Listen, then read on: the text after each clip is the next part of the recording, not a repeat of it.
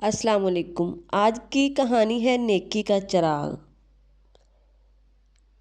ایک غریب لڑکا روز اسکول جاتے ہوئے ایک بوڑھے اندھے کو سڑک پار کراتا تھا۔ لوگ ہنستے، کہتے وقت ضائع مت کرو، اپنے فائدے کا سوچو، اور لڑکا مسکرا کر کہتا میرا فائدہ اللہ جانتا ہے۔ ایک دن وہی بوڑھا شخص شدید بیمار ہوا۔ لڑکے نے اپنی جمع پونجی سے اس کا علاج کروایا۔ کچھ سال بعد لڑکا بڑا ہو کر ایک کامیاب انسان بن گیا۔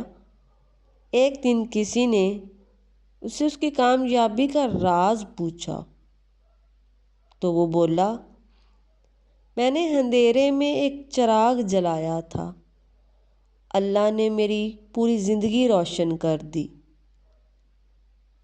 تو ناظرین، اس سے ہمیں سبق کیا ملتا ہے کہ چھوٹی نیکی کبھی چھوٹی نہیں ہوتی اور نہ ہی کبھی نیکی رائگا جاتی ہے۔ تو چھوٹی چھوٹی نیکی کیا کریں اور لوگوں کا بھلا کیا کریں، اس سے آپ کی زندگی خوشیوں سے بھر جائے گی۔